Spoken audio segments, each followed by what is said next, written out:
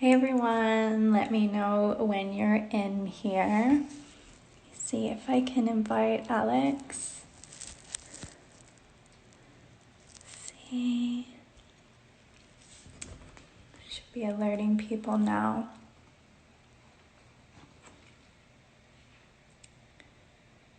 Give me a wave when you're in.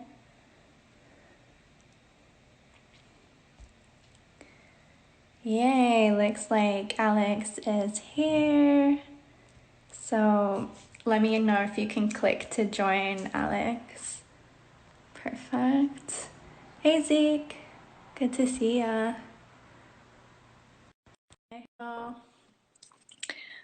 So just waiting for Alex to connect. This is episode 7. Looks like she's just loading. Here we go. There you are. Awesome. So let us know when you're in here. If you can see us, give us a wave or comment with hashtag live if you're live, hashtag replay if you're catching this on replay, hashtag new if you are new, and hashtag GDW fan if you've been watching through this whole series. We'd love to know what kind of dreamer you are. Today I'm going to be talking with Alex, Alex Galvin. That's how I pronounce it, right? Yeah. So Alex you were 14 when you were first diagnosed with narcolepsy, which meant you couldn't do some ordinary things that we all do, like driving, swimming, staying out late. But the one part of narcolepsy which you did enjoy was that it enhanced your dreaming practice, right? Yeah. Yeah. So today we're just going to be talking with Alex more about her dreams, how this let her experience more of the impossible, and she's going to be sharing her experience with narcolepsy in general. So thank you so much for joining us today, Alex. No problem. Glad to be here. So maybe we can start with you telling us a bit more about how this all began and maybe a bit more about narcolepsy for anyone tuning in that doesn't really know what that is. Well, narcolepsy is basically kind of like a sleep disorder, and it's where your brain can't regulate the wake sleep cycle anymore. So basically, if you think of it as a light switch, if you're on is awake and you're off is asleep, a person with narcolepsy, basically that that light switch is like smashed to smithereens. They can't control whether they are awake or asleep at any given time. So, like the main symptoms of narcolepsy would be like excessive daytime sleeping, where you fall asleep involuntarily anywhere. So you could be talking to somebody in a meeting and then fall asleep. Or that's why I don't drive. And like other symptoms would be cataplexy, which is kind of loss of muscle tone, so brought on by strong emotions like laughter or stress or pride. So I could be laughing at my friends and my knees would get really weak and I'd fall over, or my face would get all, I'd get really bad blurred speech and my eyes would start rolling. So, and then like there's hypnagogic hallucinations and sleep paralysis. So Wow. yeah, there's like no person with narcolepsy has the same experience. That's why it usually takes about 10 years to diagnose. So Oh my gosh. I got it really young because it was a side effect of vaccine. So I won't get into that because yeah. I see. Yeah. But yeah, so it was kind of stressful at the start when I was 14 because I had to give up swimming and everything because I was falling asleep in the swimming pool. And at the start, I didn't really like my dreams because I'd be out when I was awake during the day. If I was out for a walk, I'd find myself slipping into another world if I lost focus. Yeah. So kind of like there's like 12 things going on in my head. It's like watching 12 different TV screens at the same time. So that's why I figured, okay, I've got to get all this out of my head. So that's why I started keeping a dream journal. And over time, that's how I kind of realized I had more control over what happened in my dreams at night because I started, taking it all down once I woke up in the morning. Love that. It's amazing. It's such a great way to spend such a difficult, thing to deal with in your everyday life. It obviously affects a lot of your day-to-day life. So it's amazing that you put that positive spin on it. If you could kind of go back to the beginning of when you found out all this and do anything differently, or maybe for people who, they've just discovered this in their life, would you give any tips or advice? Um, just embrace it. Don't treat it as your enemy, because the more you fight it, the more it's gonna fight you back. So it's kind of like embrace it as like a frenemy. It's Love kind of that. your friend, but your enemy at the same time. That's great advice. I love that. Um, what's been an influence for you in this field, either in the narcolepsy field or the kind of dream field? Are there any people that you like to follow, or people that have been a great influence for you? Um, well, Julie Flygare would be the kind of person who's well known in terms of the narcolepsy world, because she was like a figurehead of basically, you know, she's always smiling and everything, and she's the person who was with narcolepsy, and she had a really hard time going through college and everything. But mostly I just follow like there's like this narcolepsy traveler who travels around the world, and I find that amazing. Yeah. And and then other people who have it much worse than me, like they experience much more excessive daytime sleepiness or hallucinations, like terrifying hallucinations. But no, there wouldn't be many people in terms of who I follow. I mostly follow like groups like Narcolepsy UK or Narcolepsy Network in the US. Oh, amazing. Awesome. And then I suppose that one other person who, in terms of, is more connected to my how I got narcolepsy would be oh, can't remember her name now. Anyways, I'll tell you later. If you remember, you can let me know, and Yeah. I'll put like a little link below or something. hmm Awesome. Basically, What's she was a mother who documented her toddler who got diagnosed with narcolepsy when she was only 3 years old, and for years Wow. they didn't know what was wrong with her. She was falling down the stairs, and Oh my gosh. she couldn't go to school. She had really bad mood swings. That's really interesting. Oh, thank you for sharing those. Tell us a bit more about your general dreaming routine or your sleep routine then, because it's obviously quite different. hmm Yeah, well, I suppose I'd have naps during the day, and Hmm. sometimes like people with narcolepsy tend to go into REM sleep really, really fast. Yeah. So it's like immediately into REM sleep. So that's how it's kind of we kind of experience more dreams. And so basically, if I take a nap that's too long, I'll end up going into REM sleep. So I have to avoid that. Gotcha. Um, so I take about 10-15 minute naps, and any more than that, I'll find these little characters trickling into my head. So, but at nighttime, I usually sleep for about 2 hours, and then I wake up for an hour, and then I kind of have a full 6 hours sleep after that. Okay. But yeah, so it's usually more when I'm waking up that I tend to dream. Gotcha. So kind of, so it makes it easier to write about them. Mm. Um, but yeah, so like nowadays, because ever since I started keeping a dream journal, I've been able to kind of, decide what path the dream will go. Mm.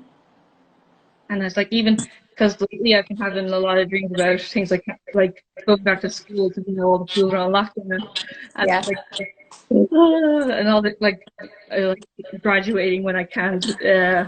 But it's like in my dream of like, wait, I'm not a student anymore. So you get lucid quite a lot, you'd say. hmm Yeah. Can you share with us maybe one of your recent lucid dreams, or one that really stands out for you? I think, yeah. So I suppose. a lot of my dreams are kind of fantasy based, so I'd end up in like medieval kingdoms or something like that. So fun.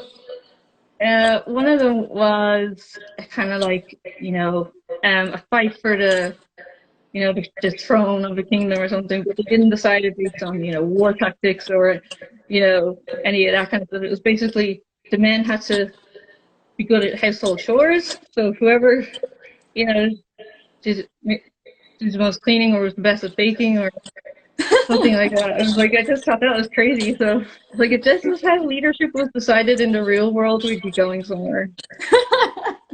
Love it. Awesome. And you also you've written two books. I have them here. Hmm. One, and this is the other one, Dedicated Dreamer. Can you tell us a Yeah, bit more about those? yeah. Well, I suppose I've been keeping a dream journal since about 2015, and then in 2018, I was just after finishing an internship, and I was like, okay, what will I do now? So, and then I had like two journals full of dreams, and I was like, hey, why don't I turn these into stories? Yeah. And going reading back over them was a great experience. And then it was it made use of my creativity. So I was using my narcolepsy and dreams in a positive light. Mm. So and I yeah, so dedicated dreaming was basically that I was dedicated to my dreams and that I didn't fight them or I didn't ignore them or wasn't watching 12 TV screens at the same time in my head anymore. Yeah. No, Important. so that's how I started Dedicated Dreamer, and then I've just been doing it ever since because it's part of me now. It's fun.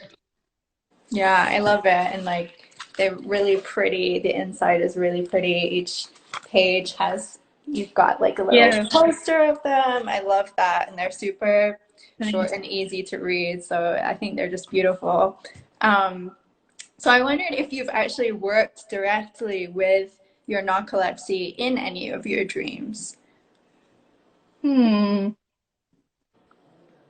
Well, I suppose in terms of that, it would be kind of sleep paralysis where I'm kind of trying to tell myself to wake up Mm, because, or trying to like exit a dream because I know I could end up over sleeping for like 2 hours or something if I if I don't get out of it. So yeah, I suppose in that light, I'd be aware of my narcolepsy when I'm dreaming, and I was like, I push myself out of it, or you know, yeah, yeah.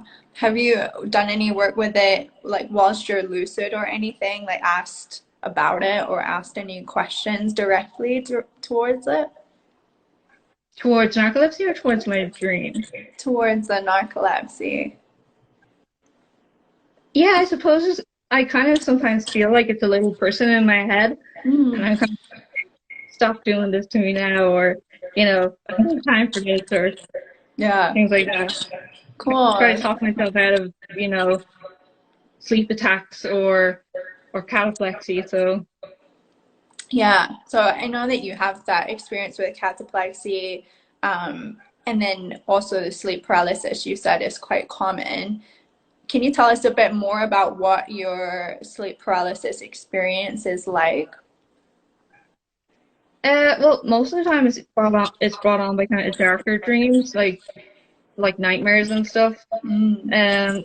One time, my most memorable experience would be that I could feel like spiders crawling all over me, and I literally couldn't move. People Oh. with narcolepsy tend to physically feel their dreams as well. If you touch something in a dream, you can feel it in reality. So it kind of Mm. makes it hard to differentiate a dream from reality sometimes. So Gotcha. Yeah, if you that can does. feel a spider crawling on you, you'll think it's real. Yeah, I'm not a fan of that at all. I've had a couple of spider dreams and none of them have been pleasant. So awesome. And then obviously now, we've got coronavirus stuff going on. What are your kind of plans for 2020? Do you have anything coming up? Any more dream journal books? What are you working on? Well, I just started a new dream journal, and Yeah, I've been kind of trying to record them better, like nowadays, because when I wake up, like don't have the ability to write straight away. So I've Yeah. been using my voice recorder. And so for 2020, I suppose I'm just gonna have fun for this for the rest of the year because it hasn't been fun for the last few months. Yeah. And yeah, so I've been like redecorating and stuff. So, Awesome. I love but that. yeah, I plan on keeping up my dedicated dreamer blog and everything. So, Hmm. What's one of your favorite dreams from your books? Is there one that you can share with us? yeah, I suppose well, okay, this wasn't my favorite, but it was my first that kind of influenced dedicated dreamer. It's called Azura, and she's Mm. basically like a descendant of dragons. And that was one of those dreams where I kept slipping into it during the day. So she's kind of like my alter ego at this point. So basically, it's kind of like, her whole family gets killed when she's a child and she's raised by dragons and she goes out and ventures the world and stuff like that. And then, Yeah. but my favorite would be, um,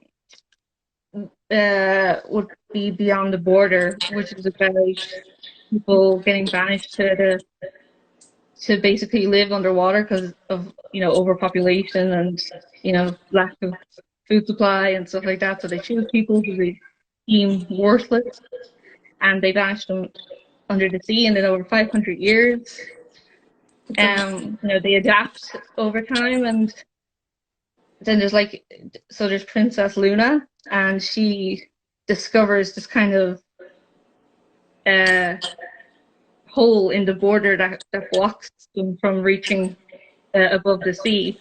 I actually have a picture of her here behind me. So that's her there. Oh, cool. Oh, it's beautiful.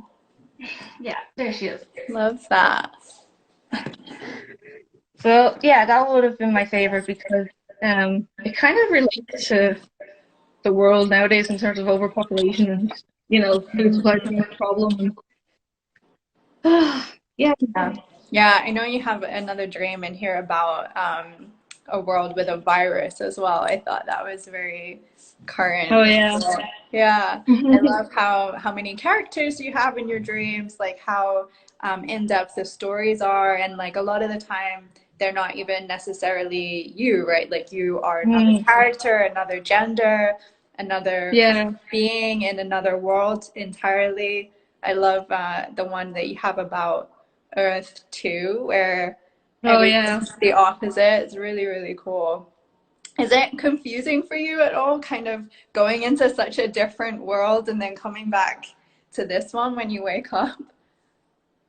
Yeah, a lot of the time, like sometimes I'd wake up and it would take me a few minutes to adapt to reality Yeah. because I'd be kind of still in my dream world. So it just be crazy sometimes. I'd be walking around like getting my breakfast ready and I'd still be visually in my head in some fantasy realm or something. Yeah, I love it. What's some things that you've been able to accomplish in your dreams then that you felt like you couldn't do in your waking life due to the narcolepsy? There's two I need to count, I suppose. Well, basically, there's all those kind of experiences that are basically impossible in this world, like magic and flying. And well, I suppose some of the more realistic ones would be driving Mm. and, traveling all over the world. And like one dream I had there a while ago was I called it a new flying machine, which is basically a hybrid between a hot air balloon and an airplane. And Awesome. so it was after I travel around in it with my aunt and uncle after graduating from college. And, yeah, Amazing.